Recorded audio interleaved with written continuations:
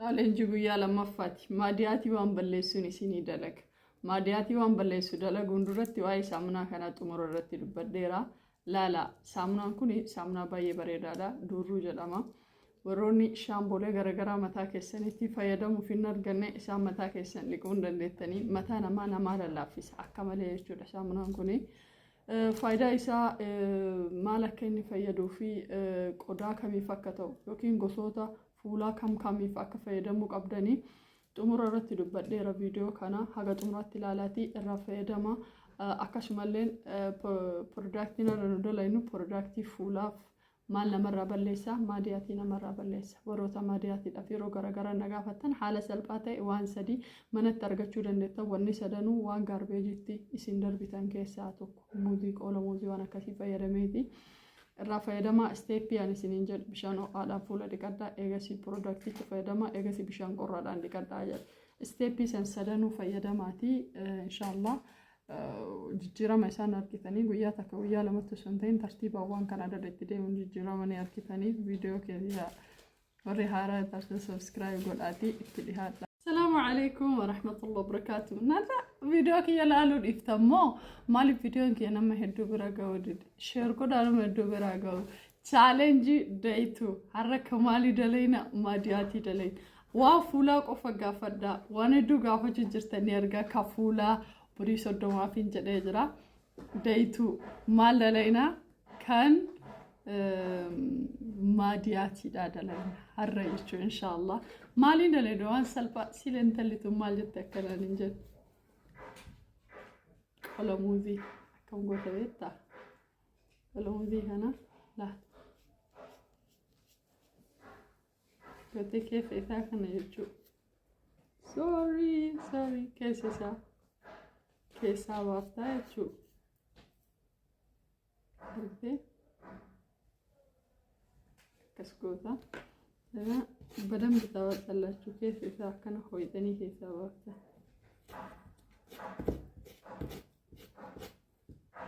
Qola muuzii jechuudha. Keessa isaa ho'itanii keessaa baaftaa.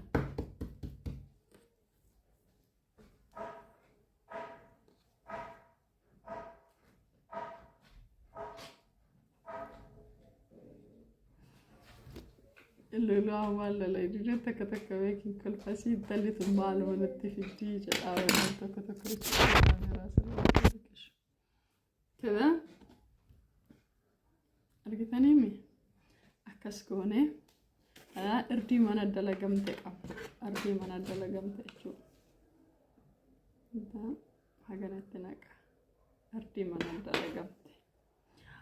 Maadiyaatii irdii fi muuzii maadiyaatii haala ajaa'ibaatiin balleessu. Haala ajaa'ibaa takkaan balleessu soo irraa fayyadama. Kazaan kun maali? Aanan. Aanan immoo itittuudha. Soo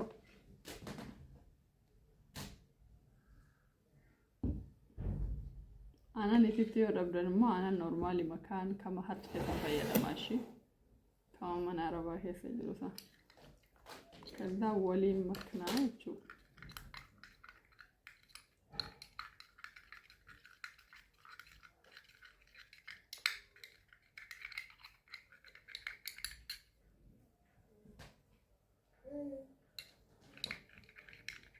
በደንብ እናማስለዋለን።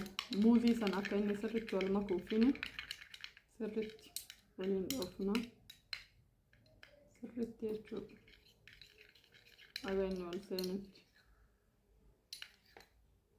ማልጎድ ቆሎ ሙዚ ከሰሳ እርዲ ፊ አናን እቲቶ ፈላናታክ ከዛን ማልታ ከዛን ኦሶፉ ለከሰን ረንጎዲንዶ ብረረተክ ከናወታ ተቀቡታላችሁ ሄኔ ነድቁ yoo fiilingii wayii asirra qabaatee onni isin dibattan sun isbiratti fiilingii yoo qabaatu taate እንተናው ጥሩ አይደለም ተተውታላችሁ ማለት ነው። እንዴት ተዋን ሰነ ፈየደምተኒ አማ ካነ ፈየደም እንዱራ ቢሻን ጥቆለብ ጀደን ፉለ ከነ ዲቀን ማሊ ዲቀን ፉለ ከነ ሳሙና ዱሩ ካና ዲቀን ሳሙና ዱሩ ካና አንዳይሙማ ከየራ itti fayyadamaa ture. Saamunaan kun rifeensaaf illee hedduu gaariidha. Rifeensa warra shaamboo maaliin isiniin taanee fi shaamboo argachuu hin dandeenye rifeensa ni loocisa akka shaambootti jechuudha. Baay'ee rifeensa lallaaffisa. Akkasuma qodaa dry skiniidhaaf illee taha, sensitive skiniidhaaf illee taha. Qodaan kiyya combination skiniifis ni taha. Garuu oily skiniidhaaf recommend idarragam. Oily skiniidhaaf recommend godhamu. Warra fuulli keessan baay'ee qabaatii qabuuf jechuudha. Maaliif oliivii qabu waan ta'eef.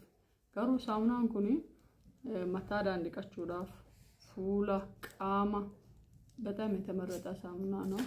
አንጋን አልሙሳ ወጋ ቶርባ አከስ ፈየደሙ ነው ልጅ ያዳ ሶ ሳሙና ከና ወሪናና በከ ከሚቱን አርጋማ ብሪ ዲበለማ ገዲ ዲባፊ ሰደተማን ቢታና ዳመረት እንገዳ በከብራት የሚያቀከተ እንበሁ ሶ ቢሻኒ ኦ አዳን ድቀተን የጉ አፉለ ዲበቹ ደምተን ቢሻን ጥቅሽ ኦ አዳን ድቀዳ ማሊፍ ጀናን ቆዳን ፉለ ከሰኒ ኩኒ በበና ማዮሲን ቢሻን ዶቅ ኦ አዳን ከድቀተን ታቴቹ ከዳን እንዲበተን ከዛም ቦደሞ ቢሻን ቆራዳን ፍራዲ ተኔቹ ስቴፒ ከነሰደና ፈየደምተን ሳሙና ዮ ከነቀባተን ከነ ዮ ካን ሴራፒ ዮ ካን ሳሙና መካሚኑ ድቃቹ ሳሙና ደብደንሞ ቀሲላ ሳሙና ታው ካከናቱ ይገሙሳን ጀቹ ኢሰ ፈየደሙ እንደንደተኒ ሶ ኩናማ አና ፊሊንግ ተከለን ቀቡ ስለዚህ ፉለክ የዲበቹ እንደንደሃ ያቹ ማልጎዴ ፉለክ የወኒ ቢሻን እንዲቀዳያቹ እዛን ደቂቃ ሰደው ፍረቱ ሲሰቲኒ ይሻለብ ጀደን ፍራ ደቂቃያቹ ቢሻን ቆራዳን ፍራ ደቂቃ ኦአዳ እንዲቀዳ ዲበደ ደቂቃ ሰደው ፍረቱ ሲሰ ቢሻን ማለት እንዲቀዳ ቆራዳ እንዲቀዳ ኦልሞስት ማዲያት ይዳፍ በጣም ወሳኝ ነገር ነው። ራፋይ ደማ ነመተ ዱዳፍ ሾርጎዳ ወሮኒ ማነኪያ ሐራታ ተነሞ ሰብስክራይብ ናጎዳ በቃ ረቢስም ብራጅራቱ ገለተውማ ሰላም አለይኩም ወራህመቱላሂ ወበረካቱ ቪዲዮ ሲሊፍ ኤረስነቲ ተላንጀሩ ገደነሰኒ